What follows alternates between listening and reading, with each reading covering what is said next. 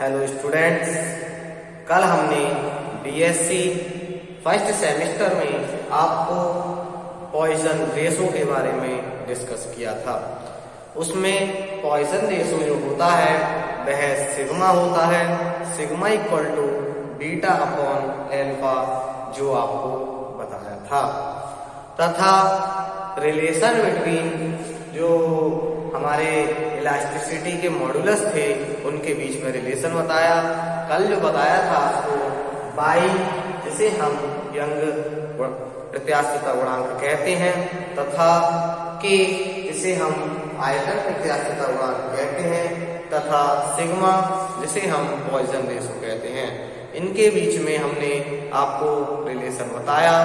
आज हम उसका सेकंड रिलेशन जो बताएंगे वह बाई, ईटा तथा सिग्मा में बताएंगे, जिसमें बाई जो होता है हमारा वह यंग प्रत्यास्थता गुणांक होता है, तथा जो ईटा होता है वह हमारा दृढ़ता गुणांक होता है, और जो सिग्मा है वह सिग्मा पॉइजन रेशो होता है, जो कि अभी हमने आपको बताया। इन दोनों तीनों के बीच में जो संबंध होता है वह हम निकालेंगे।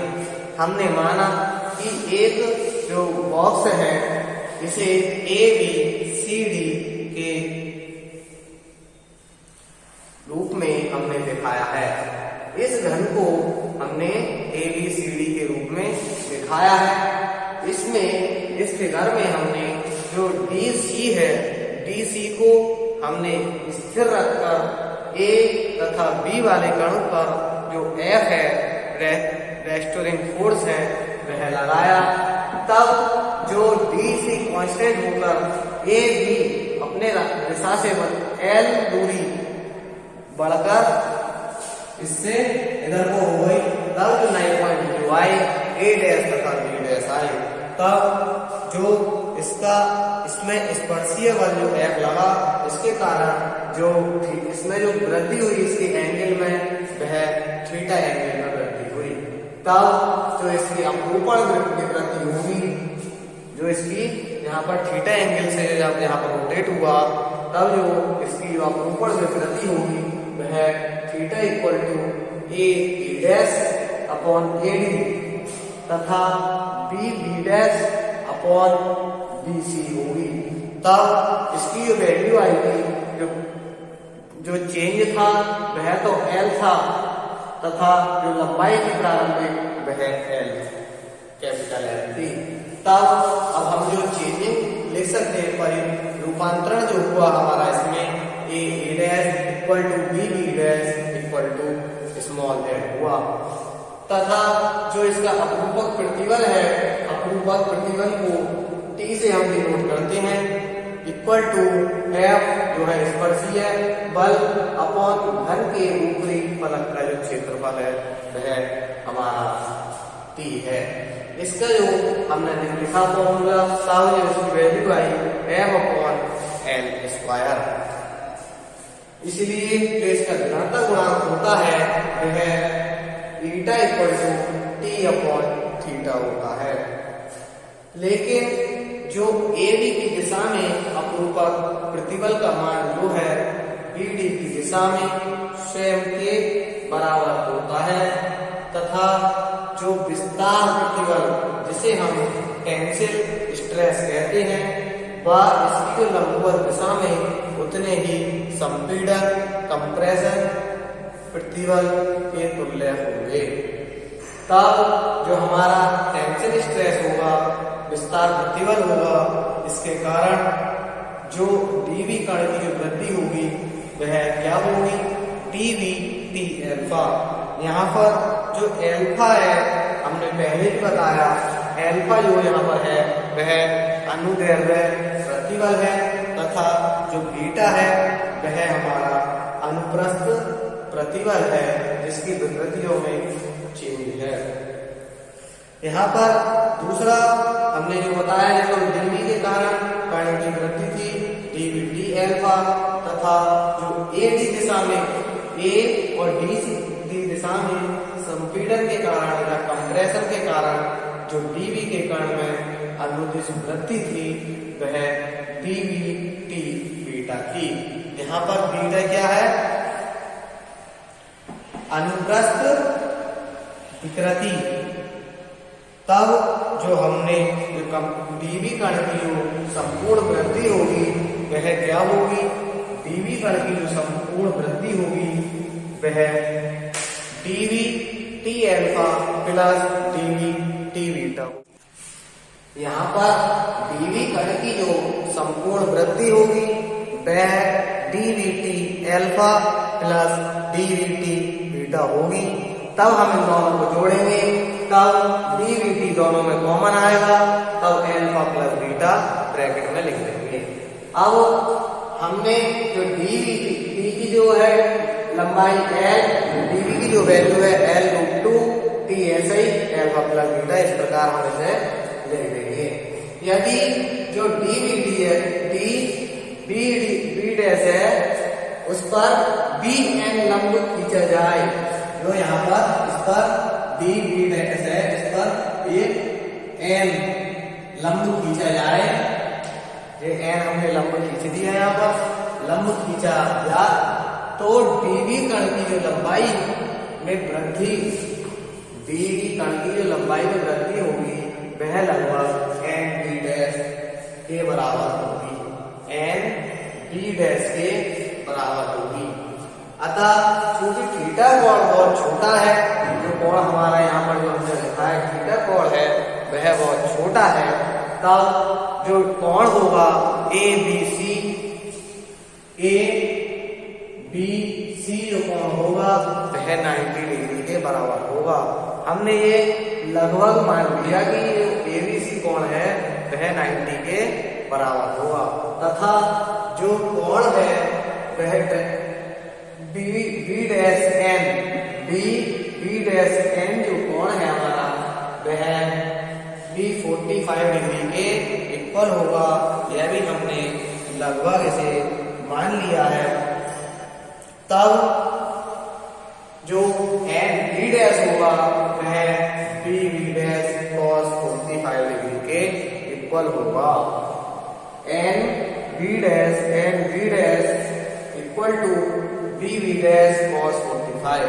अब हम जानते हैं cos 45 की जो वैल्यू होती है 1/√2 होती है। तब हमने यहाँ पर cos 45 की जो वैल्यू है यह पुट करी, तब बी √2। अब हम जानते हैं कि जो बी डैश की जो वैल्यू है वह एल होती है, इसमें स्मॉल एल, जो कि यहाँ पर बी डैश में जो चेंजिंग दिखाई है स्मॉल एल वह है। हमने इसकी वैल्यू यहाँ पर लिखी L/√2। तब N B dash equal to L√2 T alpha plus beta, जो वृद्धि थी संपूर्ण वृद्धि वह लिखी हमने इक्वल किसके कर दी? L√2 के। हमने जो इसकी संपूर्ण वृद्धि थी कण की उसे हमने L/√2 जो कि एन बी डैश है उसके इक्वल कर दी। तब जो टी L/L इक्वल टू जो आएगा 1/2 रूट अल्फा प्लस बीटा के हमने यहाँ लिख दिया। जो √2 था √2 हो गया, अल्फा प्लस बीटा इसके अपॉन में चला गया, और जो यहाँ पे स्मॉल एल था वो इधर आ गया, और यहाँ पर क्या बन गया? L capital L upon small L equal to 1/2 alpha plus beta. अब हम इसमें हमने क्या कहा? T into L/L equal to, हम इसे इस प्रकार भी लिख सकते हैं, ये वाला एल जो है हमने इसके नीचे लगा लिया, तब इसे लिखा हमने T equal T upon small L upon L. अब हम जो जानते हैं कि स्मॉल एल अपॉन जो कैपिटल एल है उसकी जो वैल्यू है वह थीटा है, जो अभी हमने आपको बताई। जो थीटा जो थी वह अपरूपण विकृति थी, जो थीटा जो जिसे हम कहते हैं वह अपरूपण विकृति कहलाती है। तब हमने इसे टी अपॉन थीटा लिख दिया। अब हम जानते हैं टी अपॉन थीटा क्या होता है? ईटा, जिसे हम दृढ़ता गुणांक कहते हैं, मॉड्यूलस ऑफ रिजिडिटी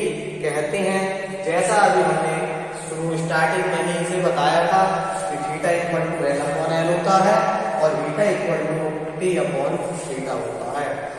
तब हमने ईटा इक्वल टू क्या लिखा 1/2 एल्फा प्लस थीटा। हमने जो इसकी टी एल अपॉन एल की वैल्यू क्या आई हमारी ईटा, इसे इसके इक्वल कर दिया।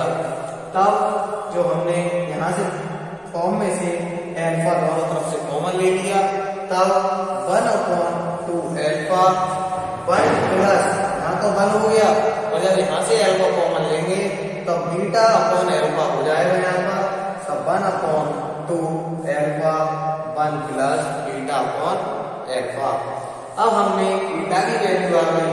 अब हम जानते हैं जो पॉइसन रेशो था, पॉइसन रेशो जो पॉइसन अनुपात था सिग्मा की जो वैल्यू होती है बीटा अपॉन एल्फा होती है।